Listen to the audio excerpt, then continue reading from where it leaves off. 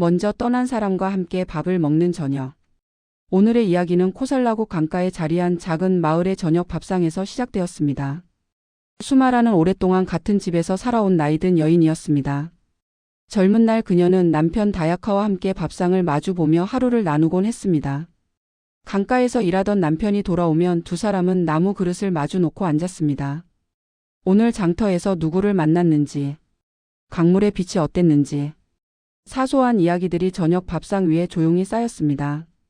세월이 흘러 남편의 머리에도 흰빛이 내려앉았습니다. 그러던 어느 해 겨울, 다야카는 긴 기침 끝에 조용히 숨을 거두었습니다. 장작불 옆에 남겨진 것은 그의 옷 몇 벌과 손에 익은 나무 숟가락뿐이었습니다. 그날 이후 집안의 저녁은 달라졌습니다. 밥상에는 여전히 두 사람의 자리가 놓여 있었습니다. 수마라는 습관처럼 그릇 두 개를 꺼냈다가 다시 하나를 치우곤 했습니다. 빈자리를 바라보면 가슴이 저릿해져서 어느 날부터는 일부러 그 자리를 보지 않으려 했습니다. 어차피 이제 혼자 먹어야지. 이제는 그만 잊어야 하는 거겠지. 그렇게 중얼거리며 수마라는 일부러 밥을 서둘러 먹고 자리를 정리했습니다. 그러나 밤이 되어 등잔불만 남으면 마음은 다시 다른 소리를 내었습니다. 저 자리에 앉아있던 사람이 지금도 문을 열고 들어올 것만 같은데. 계속 떠올리면 그 사람을 붙잡고 있는 것 같아 죄책감이 들었습니다. 그래서 그녀는 자신의 가슴을 더 단단하게 묶으려 했습니다. 어느 저녁 해가 강물 위에서 서서히 가라앉을 무렵, 수마라는 밥을 마친 뒤 혼자 집 앞에 나와 앉았습니다. 하늘에는 아직 해가 지지 않았지만 한쪽에서는 작은 별빛들이 떠오르기 시작했습니다. 수마라는 속으로 조용히 중얼거렸습니다. 이제 정말 잊어야 하는 것일까? 아니면 이렇게 떠올리는 내가 잘못된 것일까? 그때 마을 쪽 길에서 부처님이 제자들과 함께 조용히 걸어오고 계셨습니다. 부처님은 집 앞에 앉아 있는 수마라를 보시고 걸음을 멈추셨습니다. 그리고 잔잔한 목소리로 물었습니다. 이 저녁 하늘 아래에서 그대의 마음에는 어떤 빛이 스며들고 있느냐? 수마라는 놀랐지만 두 손을 모아 절을 올렸습니다. 잠시 숨을 고른 뒤 그녀는 조심스럽게 입을 열었습니다. 저는 얼마 전 남편을 먼저 떠나보냈습니다. 처음에는 그 사람이 앉던 자리에 밥그릇을 그대로 놓아두었습니다. 그러다 너무 아파서 이제는 일부러 그 자리를 보지 않으려 합니다. 수마라의 목소리는 조금 떨렸습니다. 이제 그만 잊어야 하는 것인지 헷갈립니다. 계속 떠올리면 아직도 붙잡고 있는 것 같아 죄책감이 듭니다. 그러나 일부러 생각을 밀어내려 하면 가슴 한켠이 더 허전합니다. 어떻게 마음을 두어야 할지 모르겠습니다. 부처님은 잠시 하늘과 집안의 등잔을 번갈아 바라보셨습니다. 그리고 수마라에게 조용히 물었습니다. 해가 지면 이 집에서는 무엇으로 어둠을 밝히느냐? 수마라는 집 안을 가리키며 대답했습니다. 작은 기름 등잔 하나를 켭니다. 부처님이 고개를 끄덕이며 말을 이었습니다. 등잔불 하나가 켜지면 방 안은 따뜻한 빛으로 물든다. 그러나 기름이 닿으면 불은 꺼진다. 겉으로 보면 빛이 사라진 것처럼 보인다. 부처님은 다시 하늘을 가리키셨습니다. 그러나 밤하늘을 보아라. 해가 지고 등잔이 꺼진 뒤에도 하늘에는 별빛과 달빛이 떠오른다. 낮에 비춰주던 해의 빛이 사라진 것이 아니다. 다른 모습으로 이 땅을 비출 뿐이다. 수마라는 천천히 하늘을 올려다 보았습니다. 해가 막 자리를 비운 자리 옆으로 작은 별들이 하나둘 떠오르고 있었습니다. 부처님이 그녀의 마음을 바라보듯 조용히 말을 이었습니다. 사람의 인연도 이와 같다. 살아있는 동안에는 한 집 안의 등잔처럼 서로의 얼굴을 밝힌다.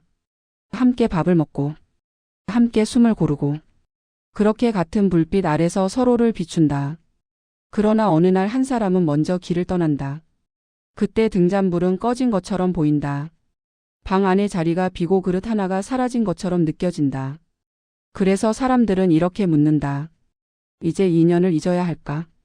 부처님은 고개를 천천히 저었습니다. 잊어야만 끝나는 인연은 아니다. 한번 세상을 비춘 불빛은 하늘의 별빛처럼 다른 모습으로 남기도 한다.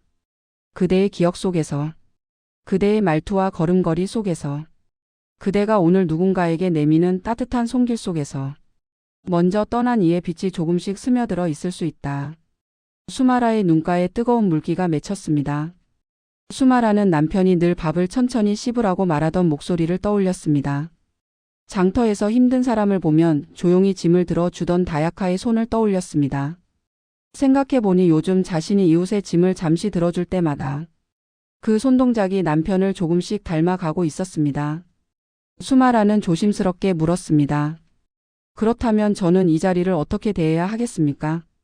계속 두 사람의 밥상처럼 기억해도 되는 것입니까? 부처님이 부드럽게 대답했습니다. 그대가 매일같이 그 자리를 붙잡고 울기만 한다면 마음은 묶일 것이다. 그러나 그 자리에 앉아있던 이가 남기고 간 빛을 조용히 떠올리며 밥을 먹는다면 그것은 붙잡는 것이 아니라 함께 다른 모양으로 걷는 것이다.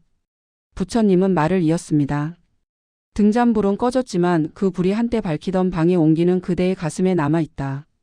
오늘 그대가 밥을 한 숟가락 뜰 때마다 먼저 떠난 이와 함께 나누었던 숨의 온기가 그 숟가락에 조금 스며들 것이다. 그것을 죄책감으로 보지 말고 하늘의 별빛처럼 다른 모양으로 곁에 남아있는 인연으로 보아라. 수마라는 깊게 숨을 들이쉬고 내쉬었습니다. 가슴 한가운데 단단하게 얼어있던 돌덩이가 조금 녹는 느낌이 들었습니다. 이제는 혼자 먹는 밥상이지만 완전히 혼자는 아니라는 생각이 조용히 자리를 잡기 시작했습니다. 그날 밤 수마라는 집안의 작은 등잔불을 켰습니다.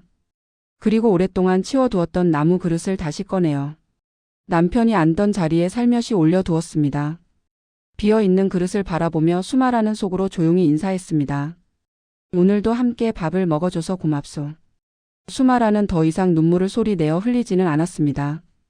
다만 등잔불 아래서 천천히 밥을 씹으며 이제 인연을 잊어야 하는 것이 아니라 다른 모습으로 곁에 남아있는 빛으로 받아들여야 한다는 것을 조용히 배워갔습니다. 오늘의 이야기는 이제 조용히 가슴 한켠에 내려놓겠습니다. 이제 이 영상을 듣는 당신의 마음에도 먼저 떠난 사람과 함께 앉았던 밥상이 떠오를지 모릅니다. 잊어야만 하는 인연인지 계속 떠올리면 잘못인 것 같은지 갈팡질팡하던 마음이 있었을 수도 있습니다. 오늘 밤만큼은 그 사람이 남기고 간 빛이 여전히 당신의 말과 손길 속에서 다른 모양으로 함께 걷고 있을지도 모른다는 생각을 부드럽게 떠올려 보시길 바랍니다. 지금 이 순간 한 숟가락의 밥을 천천히 씹으며 당신 곁에 남아있는 작은 별빛 같은 인연들을 조용히 느껴보시길 바랍니다.